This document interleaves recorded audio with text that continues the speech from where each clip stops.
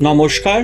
Ramakrishna TV YouTube চ্যানেলের পক্ষ থেকে সকল মা বাবা, দাদু দিদা, ঠাকুমা ঠাকুর দাদা, দাদা দিদি, ছোট ছোট ভাই বোনদের জানাই অনেক অনেক ভালোবাসা, প্রীতি ও আন্তরিক শুভেচ্ছা। সবাই ভালো আছেন, ভালো থাকবেন। আমি আবারও চলে এসেছি শ্রী শ্রী রামকৃষ্ণ মিশনের স্বামী জ্যোতিষ্বরানন্দ মহারাজজির লেখায় ধ্যান ও আধ্যাত্মিক জীবন সম্পর্কে আলোচনা করতে। এবং আমরা আলোচনায় আছি মনের পবিত্রতা আধ্যাত্ম জীবনের মৌলিক প্রয়োজন, এবং এইখান থেকে আজকে আমরা আলোচনা করব প্রকৃত উদ্দেশ্য। এই বিষয় মহারাজজি বলেছেন, আত্মসংবেদনা বা অযথ দুঃখবোধের মতো কিছু একটা করে মনকে কখনো দুর্বল করবে না। যদি আমরা প্রবলতম আবেগ ও বাসনার সম্মুখীন হয়েও স্থির থাকতে পারি, তবে আমরা নতুন কিছু সৃজনধর্মী কাজ করে নব উদ্যমে এগুতে পারি। অতীত নিয়ে ভাবনা একটা রোগ বিশেষ। আধ্যাত্ম সাধক এই রোগের লক্ষণ টের পেলেই নিজ অন্তরে তার প্রতিকার করবে। ধ্যানে মন লাগাতে হলে আমরা যেন আগে থেকে অসত্য বা অপবিত্র চিন্তা বা আবেগের বন্ধন নিজেরাই ছিন্ন করি। পরবর্তী পর্যায়ে আমরা প্রার্থনা ও জপ করতে করতে ধ্যানে পবিত্র হব। তোতা পাখির মতো বারবার ইষ্টনাম উচ্চারণে মেতে যাওয়া নয়। সব সময় যে পবিত্র নামে মন ভরে আছে তার অর্থবোধ অবশ্যই হওয়া চাই।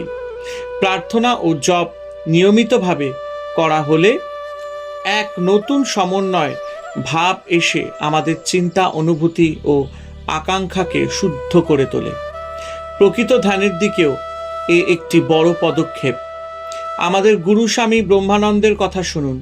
মনকে পবিত্র ও স্থির করার সব থেকে সহজ উপায় হলো নিরালায় চলে যাওয়া, সব আকাঙ্ক্ষাকে সংযত করা ও নিজেকে মননে ও ধ্যানে লাগিয়ে রাখা। মনকে সৎচিন্তায় যত ভরিয়ে রাখবে ততই আধ্যাত্মিক উন্মেষ হবে। গরুকে ভালো খাওয়ালে যেমন সে বেশি দুধ দেয়, তেমনি আধ্যাত্মিক খাদ্যে মনের ক্ষুধা মেটালে আরও শান্তি পাওয়া যাবে। আধ্যাত্মিক খাদ্য বলতে বোঝায় ধ্যান, প্রার্থনা, মনন ও জপ।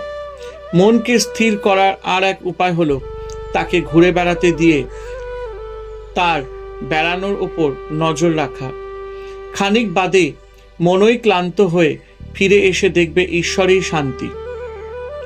যদি তুমি মনের উপর নজর রাখো, মন আবার তোমার উপর নজর রাখবে। কিন্তু কেবল এই রকম আত্মকেন্দ্রিক ধ্যানই যথেষ্ট নয়। আমরা যেমন পরমাত্মার ধ্যান করব, তেমনি আমরা যেন অবশ্যই সর্বান্তকরণে ঈশ্বরের কাছে আত্মসমর্পণ করি। নিয়ত ধ্যান অভ্যাসে অন্তর্জ্যোতি সজ্ঞালব্ধ তেজ বিকশিত হয়, যা দিয়ে আত্মা পরমাত্মার স্পর্শ উপলব্ধি করে তাতে নিমগ্ন হতে থাকে। তা থেকে যে ঈশ্বরীয় ভাবাবেশ সৃষ্ট হবে, তাতেই আত্মার পূর্ণ রূপান্তর ঘটে। যখন ওই দেব মানব ঈশ্বরানুভূতির পর নিম্ন স্তরে নেমে আসেন, তিনি তার সঙ্গে নতুন দৃষ্টি নিয়ে আসেন ও সেই পরমাত্মাকে যেমন নিজের মধ্যে তেমনি সব জিনিসের মধ্যে দেখে। তার মনে শান্তি বিরাজ করে, যে শান্তি দুঃখে বা সফলতায় বিচলিত হয় না। ভয়, আসক্তি বা ক্রোধ থেকে মুক্ত হয়, তার হৃদয় প্রেমে ও সর্বজীবের প্রতি সহানুভূতিতে ভরে থাকে। ঈশ্বর চেতনার অব্যর্থ ভিত্তিতে প্রতিষ্ঠিত হয়ে তিনি এক নতুন শান্তি লাভ করেন, যা জাগতিক কোনো জিনিসের সংস্পর্শ বর্জিত। কিন্তু তিনি এই শান্তি ও আনন্দ সকলের সঙ্গে ভাগ করে নেবার জন্য আগ্রহী হন। হরে কৃষ্ণ কৃষ্ণ কৃষ্ণ হরে হরে, হরে রাম রাম রাম হরে হরে।